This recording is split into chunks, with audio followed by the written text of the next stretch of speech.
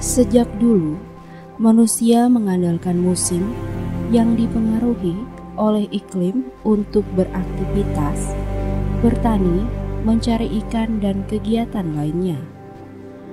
Namun dewasa ini, bumi tengah mengalami perubahan iklim dan dampaknya pun terasa di mana-mana. Penyebabnya tak lain adalah manusia sendiri.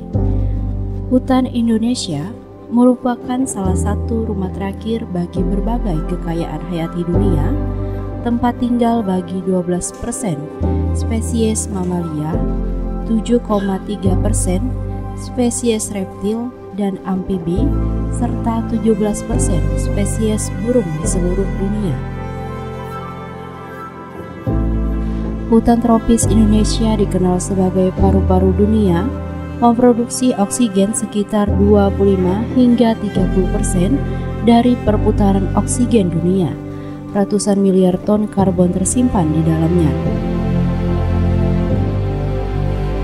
Terpilihnya Kalimantan Timur dalam program FCPF Carbon Pound ini bukan tanpa alasan.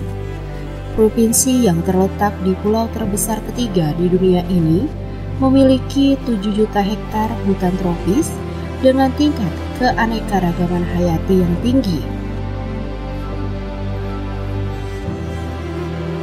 Desa Intulingau, Kecamatan Nyuatan, Kabupaten Kutai Barat, merupakan satu dari sekian desa dengan banyak potensi sumber daya alam yang melimpah.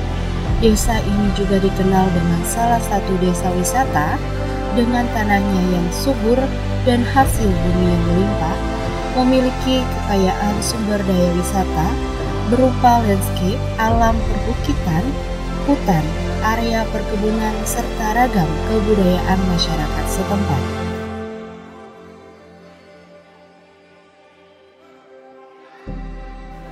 Namun yang menarik di desa ini adalah keberadaan hutan desa Baras Bulau yang luasnya sekitar 8.531 hektar menjadi lokasi dan sumber kehidupan bagi flora dan fauna yang ada di hutan desa Baras Bulau.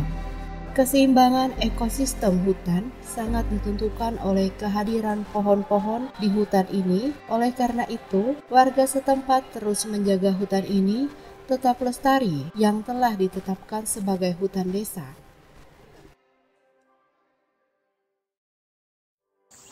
Untuk sejarah Kampung Intulingau, ini berawal dari beberapa suku gabungan suku, dan satu suku yang bertahan yaitu suku Dayak Boyan, dan yang dikenal sekarang dalam perubahan bahasa mereka itu sudah disebut Dayak Benoa. Dan asal mula Kampung Intulingau ini itu berdasarkan satu perpindahan penduduk beberapa suku tadi. Nah, sehingga berdirinya Kampung Intulingau ini berdasarkan dari lamin adas. Nah, dan ada beberapa lamin sebelumnya itu, sehingga perpindahannya ke lamin adas. Kampung Intulingau ini disebut Intulingau karena ada dasarnya, berdasarkan Sungai Intu itu merupakan suatu sumber air yang bisa menghilangkan rasa haus, dan lingau itu adalah merupakan sebuah tanah yang subur. Nah, sehingga dibentuklah menjadi satu sehingga disebut Intulingau.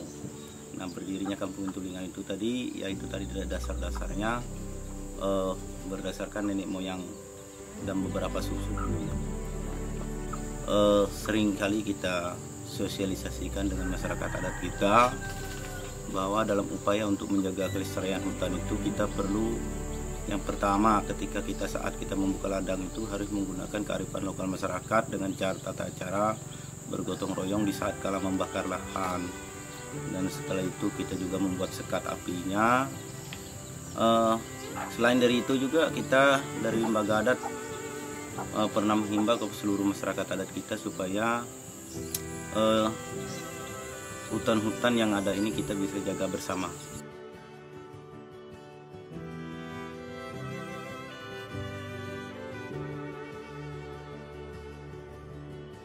Ya, harapan kita dari lembaga adat ini, seluruh masyarakat adat kita di Lingau ini bisa mempertahankan hutan yang ada, terutama dari pihak-pihak yang tidak bertanggung jawab lah, dikatakan seperti itu.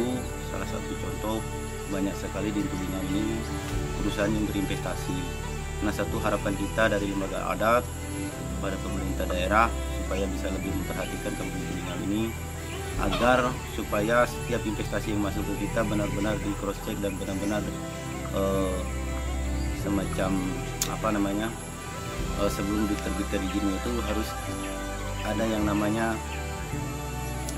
peninjauan lapangan lah sebelum ada perusahaan itu masuk.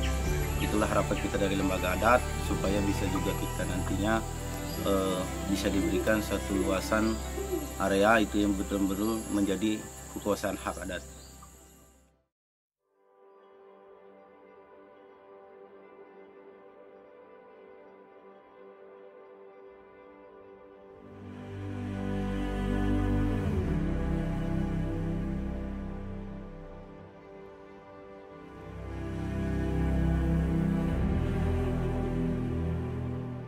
Harapan kami selama ini dengan edukasi kita yang ke masyarakat itu, masyarakat lebih paham sudah cara bertani yang ramah lingkungan, tidak merusak alam gitu, tapi bisa mendongkrak ekonomi masyarakat gitu.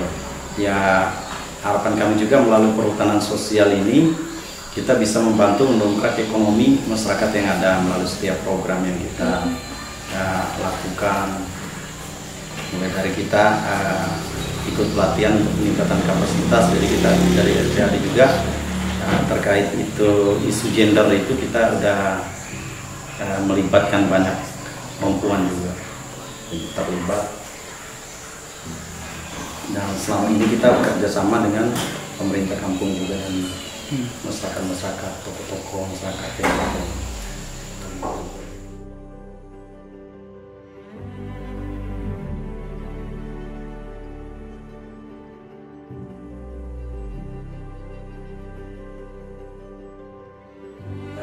Program Kampung Iklim, jadi kita mau kawasan ini memang tetap terjaga gitu, tanpa ada kerusakan, kegiatan apapun yang bisa merugikan dan merusak hutan. Dengan bantuan pemerintah juga dan tokoh-tokoh yang bisa memberi jawaban lah gitu, membantu. Karena memang selama ini pemahaman ini kita udah paham bahwa kalau kita lihat yang merusak hutan itu kalau cuman di kampung dengan secara tradisional kita membuka itu kan untuk kebutuhan aja. Ya. Kita dari dulu nggak bisa dipungkiri kalau itu untuk kebutuhan secukupnya. Kalau kita orang Dayak ini kan per tahun gitu.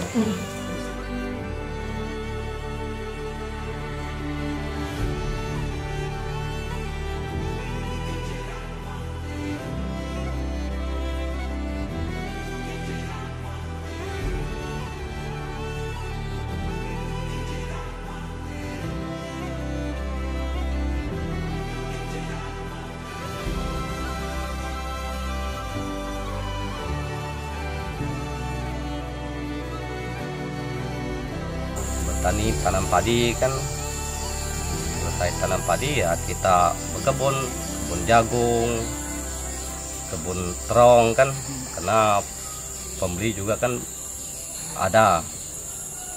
Kadang-kadang kita selingkan sama pisang, ada juga yang sama labu, karena kita di Lingau ini modelnya itu perkebunan kan. Boleh dibilang itu se-Kutai Barat itu untuk kebun kan Lingau kan subur. Jadi untuk nyuplai ke hasil di Kutai Barat untuk kebun kayaknya Lingau itu lebih memuaskan.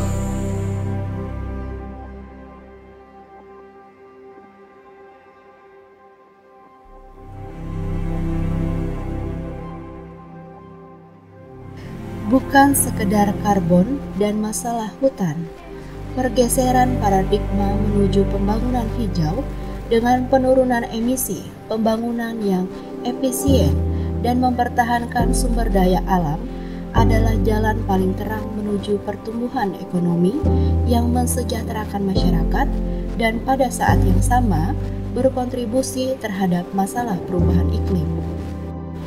Kita hanya akan berhasil apabila kita bekerja sama.